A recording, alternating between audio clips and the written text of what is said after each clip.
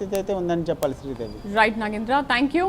షాబాద్ ను కుదిపేసిన 6 హత్యల కేసులో ప్రధాన నిందితుడు రాజ్ కుమార్ మృతితో ఈ సంచలన ఘటన మరో కీలక మలుపు తిరిగింది. కొత్తూరు మండలం పంజర్లలో అతని మృతదేహం లభ్యమవగా పక్కనే విషం బాటిల్ కనిపించడం ఆత్మహత్య కోణాన్ని బలపరుస్తోంది. స్థానికులు ఇచ్చిన సమాచారంతో పోలీసులు ఘటనా స్థలానికి చేరుకుని దర్యాప్తు చేపట్టారు. కొద్ది రోజుల క్రితం షాబాద్లో ఒక బాలికతో పాటు మొత్తం 6గురిని అత్యంత దారుణంగా హత్య చేసిన రాజ్ కుమార్ కోసం పోలీసులు విస్తృతంగా గాలింపు చర్యలు చేపట్టారు. రాష్ట్ర వ్యాప్తంగా అలర్ట్ జారీ చేసి ప్రత్యేక బృందాలు అతని కోసం వెతికాయి. అయితే చివరికి మేనమామ ఊరిలోనే అతను అనుమానాస్పద స్థితిలో మృతి చెందడం కేసుకు కొత్త ప్రశ్నలను లేవనెత్తుతోంది. రాజ్ కుమార్ నిజంగానే విషం తాగి ఆత్మహత్య చేసుకున్నాడా, లేక ఈ ఘటన వెనుక మరేదైనా కోణం ఉందా? అతను ఆత్మహత్యకు ముందు ఎవరైనా కలిశాడా? ఘటనా స్థలానికి ఎలా చేరుకున్నాడు అనే అంశాలపై పోలీసులు అన్ని కోణాల్లో విచారణ చేస్తున్నారు. పోస్ట్ మార్టం నివేదిక, ఫోరెన్సిక్ పరీక్షల అనంతరం మరిన్ని వివరాలు వెలుగులోకి వచ్చే అవకాశం ఉంది. మా కరెస్పాండెంట్ కుమార్ పూర్తి సమాచారం అందిస్తారు. కుమార్, 3 రోజులుగా ప్రత్యేక బృందాలు గాలిస్తున్నప్పటికీ కూడా రాజ్ కుమార్ ఆచూకీ ఇంతవరకు లభ్యమవ్వలేదు.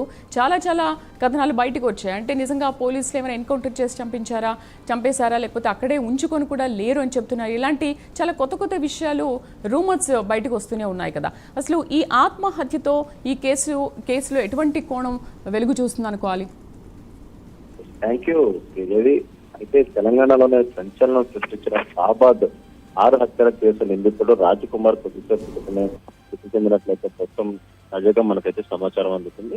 అయితే రంగారెడ్డి జిల్లా షాబాద్ లో ఇటీవల బాలికతో సహా 6గురిని దారుణంగా హత్య చేసి రాజ్ కుమార్ అనే వ్యక్తి పరారయ్యాడు. అయితే కొత్తూరు మండలం పంజర్ల గ్రామ పరిసరాల్లో అతని మృతదేహం స్థానికులు గుర్తించి పోలీసులకు అయితే సమాచారం అందించారు.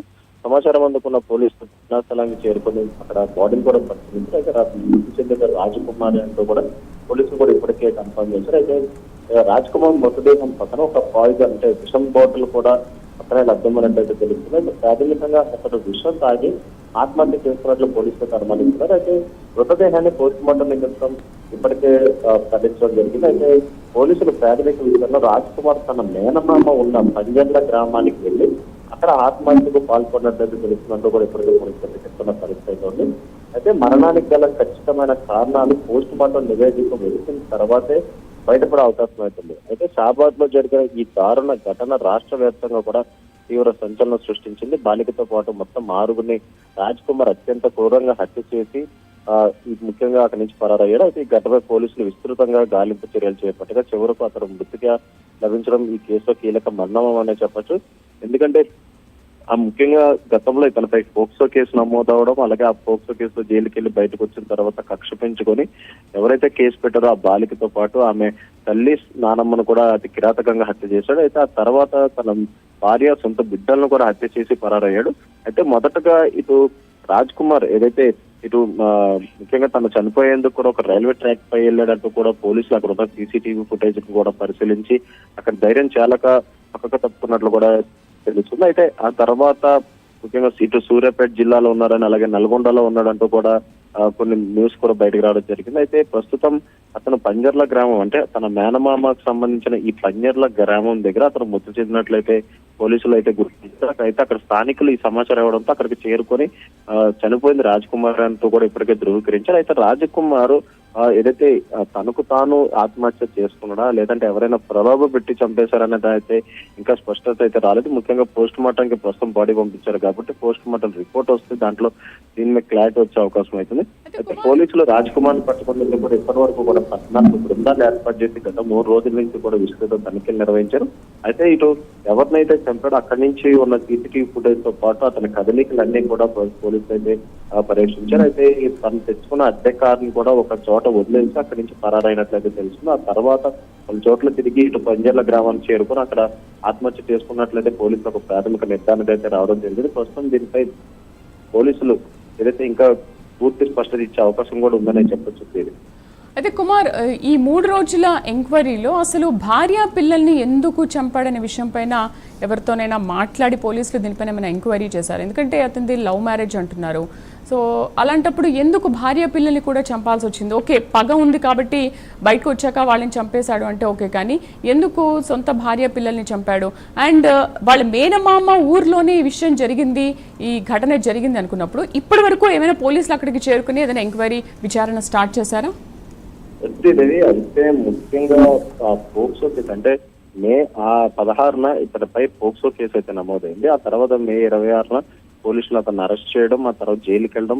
అయితే బయటకు వచ్చిన తర్వాత రాజ్ కుమార్ కూడా ఒక పక్క ప్రణాళిక రూపొందించుకున్నాడు. అయితే ఒక కత్తిని ఆర్డర్ పెట్టి తన దగ్గర పెట్టుకోవడం జరిగింది. అయితే ఆ కత్తి కూడా అంటే గతంలోనే ఎప్పుడో తెప్పించుకున్నట్టు ఉండేది. ఎందుకంటే ఆ కత్తిపై కూడా పూర్తిగా తుప్పట్టిన మరకలు ఉండడంతో కూడా గతంలోనే ఆ కత్తి తెచ్చుకుని తన దగ్గర పెట్టుకోవడం జరిగింది. ఎప్పుడైతే జైలు నుంచి బయటకు వచ్చాడో ముఖ్యంగా ఆ కుటుంబంపై కక్ష పెంచుకున్నాడు. అయితే కంప్లైంట్ ఇచ్చిన బాలికలతో పాటు అయితే మొదటగా బాలిక తల్లి నానమ్మను అయితే హతమార్చిన తర్వాత బాలికను కూడా అక్కడి నుంచి ఒక 3 కిలోమీటర్ల దూరం తీసుకెళ్లి ఆమెను కూడా హతమార్చడం జరిగింది. అయితే ఇటు సొంత భార్య అలాగే బిడ్డలను కూడా ఎందుకు చంపాడు అనేది అయితే ఇప్పటి వరకు కూడా ఇటు పోలీసులు కావచ్చు, లేదంటే స్థానికులకు కావచ్చు, లేదంటే ఇటు బంధువులకు కావచ్చు, ఎవరికి కూడా ఇంకా స్పష్టత అయితే రాలేదు. అయితే రాజకుమార్ కూడా ఈ హత్యలు చేసిన తదనంతరం తన తండ్రికి ఫోన్ చేసి ఆ ఫోన్ స్విచ్ ఆఫ్ చేయడం జరిగింది. అలాగే తన దగ్గర ఉన్న 16 సిమ్ములు కూడా అప్పటి నుంచి కూడా యాక్టివేషన్ లో లేవు.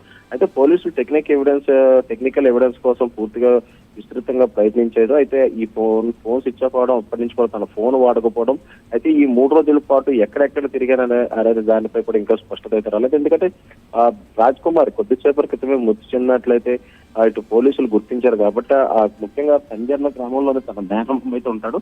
అయితే తన మేనమామ దగ్గరికి వెళ్ళి తనకి ఏమైనా చెప్పాడు అనేది అయితే ఇంకా ఎంక్వైరీ ఇంకా కొనసాగించాల్సిన అవసరం అవుతుంది. అయితే పోలీసులు ప్రస్తుతం రాజ్ కుమార్ మృతి చెందారు కాబట్టి ఘటనా స్థలం చేరుకొని ప్రస్తుతం బాడీని అయితే పోస్ట్ మార్టం అయితే పంపించారు. ఇప్పుడు తదుపరి ఇంకా విచారణ అయితే కొనసాగాల్సిన అవసరం అవుతుంది.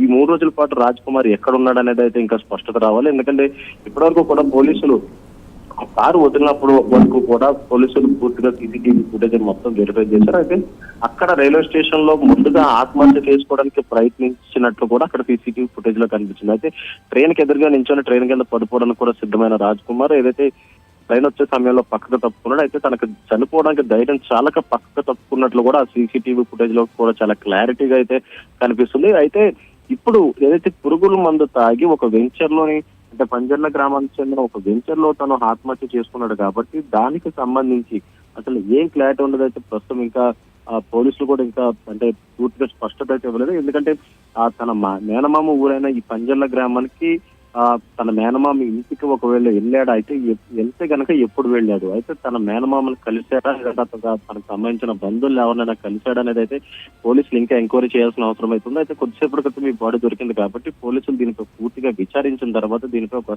స్పష్టత ఇచ్చే అవకాశం అయితే ఉందనే చెప్పొచ్చు. అయితే ముఖ్యంగా ఇప్పటి వరకు కూడా రాజ్ కుమార్ కి సంబంధించి ఇటు డెడ్ బాడీ ఫొటోస్ కానీ ఏవి కూడా ప్రస్తుతం అయితే ఇంకా బయటకు రాలేదు కాబట్టి ముఖ్యంగా పోలీసులు దీనిపై పూర్తిగా విచారించిన తర్వాత అయితే రాజ్ కుమార్ ఎక్కడెక్కడ తిరిగాడు, ఈ 3 రోజుల పాటు ఎవరిని కలిశాడు, అయితే ఎవరితో మాట్లాడాడు, అయితే ఈ 3 రోజుల పాటు ఎక్కడ ఉన్నాడు, ఎవరింట్లో ఉన్నాడు అనే దానికి కూడా ఇంకా స్పష్టత రావాల్సిన అవసరం అవుతుంది. ముఖ్యంగా తన మేనమామను కూడా ఎంక్వైరీ చేసే అవకాశం అవుతుంది. ఎందుకంటే పంజర్ల గ్రామం చెందిన అక్కడే చనిపోయాడు కాబట్టి తన మేనమామ ఊరు కాబట్టి అక్కడికి ఏమైనా 3 రోజులకి అంటే ఇటు కారు వదిలిన తర్వాత అక్కడికి వెళ్ళాడా లేదంటే ముఖ్యంగా తర్వాత వెళ్ళాడు అనేది అయితే ఇంకా స్పష్టత రావాల్సి ఉంది. ప్రస్తుతం పోస్ట్ మార్టం నిమిత్తం బాడీ అయితే పంపించారు కాబట్టి పోస్ట్ మార్టం రిపోర్ట్ వస్తే ఈ చావుకు సంబంధించి క్లియర్ గా క్లారిటీ వచ్చే అవకాశం అయితే ఉందని చెప్పొచ్చు. ఒక్కసారిగా రాష్ట్ర ప్రజల్ని ఉలిక్కిపడేలా చేసిన ఈ ఘటనలో పోలీసులు 12-14 బృందాలుగా 3 రోజులుగా దర్యాప్తు చేస్తున్నప్పటికీ కూడా రాజ్ కుమార్ ఆచూకీ కనుక్కోలేకపోయారు. చివరికి రాజ్ కుమార్ ప్రాణాలతో లేడు. ఇప్పుడు అతని డెడ్ బాడీని ఇప్పుడు స్వాధీనం చేసుకుంటున్నారని చెప్పారు. అంటే ఇక్కడ ఏంటి పోలీసులు వైఫల్యం చెందారనుకోవాలా?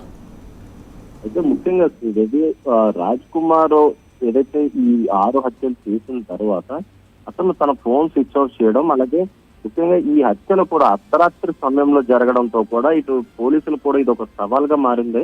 ఎందుకంటే అర్ధరాత్రి ముఖ్యంగా 11 గంటల సమయంలోని ఏదైతే ఈ బాలికతో పాటు మిగతా వాళ్ళ ఇంట్లో నివసిస్తున్న వాళ్ళ ముగ్గురిని అలాగే తన కుటుంబానికి సంబంధించిన ముగ్గురును కూడా హతమార్చి చేసి అక్కడి నుంచి పారిపోవడం జరిగింది. అయితే ముఖ్యంగా చూసుకున్నట్టయితే ఈ రాజ్ కుమార్ 3 రోజుల క్రితం వీళ్ళందరినీ కూడా అతి కిరాతకంగా చంపి ఆ తర్వాత అక్కడి నుంచి నేరుగా ఫోన్ స్విచ్ ఆఫ్ చేసి వెళ్ళిపోవడం జరిగింది. అయితే ఈ రాత్రిపూట రాజ్ కుమార్ తప్పించుకోవడంతో, అలాగే పోలీసులకి ఈ హత్యలకు సంబంధించి సమాచారం కూడా చాలా లేట్ గా అందడంతో కూడా వెంటనే రాజ్ కుమార్ అయితే పట్టుకోవడం లేకపోయారు. అయితే ముఖ్యంగా ఈ రాజ్ కుమార్ సంబంధించి ఏదైతే మొదటగా అక్కడ ఉన్న సీసీటీవీ ఫుటేజ్ అంతా కూడా పోలీసులు పరిశీలించిన తర్వాత రాజ్ కుమార్ ఏ రూట్ లోంచి వెళ్ళాడు అనేది అయితే ప్రస్తుతం ఆ పోలీసు అయితే కొంత ఇన్ఫర్మేషన్ అయితే సేకరించారు. ఆ తర్వాత అతను వేసుకున్న కారు కూడా మధ్యలో వదిలేసి అతను అక్కడి నుంచి ఇటు రైల్వే స్టేషన్ వెళ్ళడం, మళ్ళీ అటు నుంచి బయటకు వెళ్ళడం, అంటే ఆ పక్కన కొన్ని అడవులు ఉండడం, లేదంటే అడవిలోకి వెళ్ళి అనేది అయితే అప్పటికి కూడా ఇంకా స్పష్టత రాలేదు. అయితే ఆ తర్వాత పోలీసులు వెంటనే ఇమీడియట్ గా రాజ్ కుమార్ ను పట్టించిన వారికి 2 లక్షల రూపాయలు బహుమతి ఇస్తామంటూ కూడా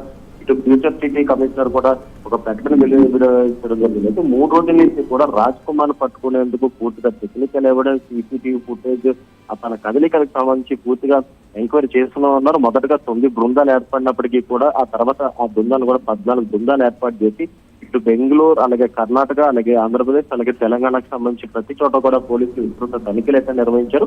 అయితే రాజ్ కుమార్ అక్కడి నుంచి ఇటు పంజర్ల గ్రామానికి ఎప్పుడు వెళ్ళేది అనేది అయితే ఇంకా క్లారిటీ రాలేదు. ఎందుకంటే అక్కడ ఒక వెంచర్ లోనే రాజ్ కుమార్ మరణించినట్లు ప్రస్తుతం పోలీసులు అయితే చెప్తున్నారు. అయితే తను చనిపోయిన పక్కన కూడా ఒక పాయిజన్ బాటిల్ ఉంది. అయితే 3 రోజుల పాటు రాజ్ కుమార్ ఆత్మహత్య చేసుకోకుండా, అంటే మొదటగా ఇటు రైల్వే ట్రాక్ పై ఆత్మహత్య చేసుకోవడానికి ప్రయత్నించినప్పటికీ కూడా తను భయంతోనే రైల్వే ట్రాక్ నుంచి పక్కకు తప్పుతున్నాడు. అలాంటి రాజ్ కుమార్ ఇప్పుడు ఏదైతే ఈ పురుగుల మందు తాగి ఏ విధంగా చనిపోయాడు అనేది అయితే దానిపై ఒక స్పష్టత అయితే రావాల్సింది. పోలీసు ముఖ్యంగా పోలీసు విచారణ తదనంతరం పోలీసులు కూడా దీంతో ఒక స్పష్టమైన క్లారిటీ ఇవ్వాల్సి ఉంది. అయితే ఇటు రాజ్ కుమార్ తానంతటా తానే ఏదైతే ఈ బలవన్మరణానికి పాల్పడ్డాడో, లేదంటే ఎవరైనా బలవంతంగా చంపేశారనేది అయితే కూడా మనం దీనికి ఒక డౌట్ కింద చెప్పొచ్చు. ఎందుకంటే 3 రోజుల పాటు రాజ్ కుమార్ ఈ ఏదైతే ఆత్మహత్య కథ ఒరగట్టలేదు, కానీ ఇప్పుడు ఈ రోజు అంటే 3 రోజుల తర్వాత ఇప్పుడు ఏదైతే ఆత్మహత్యకు పాల్పడ్డాడు కాబట్టి దీనిపై పోలీసులు ఒక క్లారిటీ ఇవ్వాల్సిన అవసరం అవుతుంది.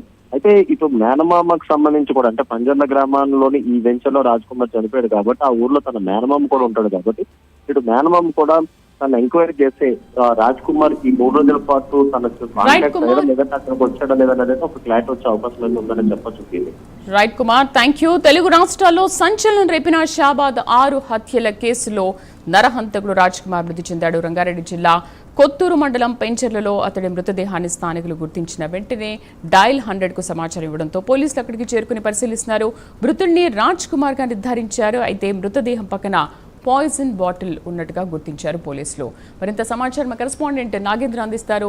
నాగేంద్ర, అసలు ఇప్పటి వరకు కొత్తూరు పంజర్లలో ఇప్పటి వరకు పోలీసులు వెళ్ళలేదా? ఎంక్వైరీ జరగలేదా? ఎందుకు పంజర్లలో ఉన్నట్టుగా రాజ్ కుమార్ని ఎందుకు గుర్తించలేదు పోలీసులు? దీనిపైన ఏమంటున్నారు? అసలు ఇప్పుడు ప్రస్తుతం పంజర్లలో పరిస్థితి ఎలా ఉంది?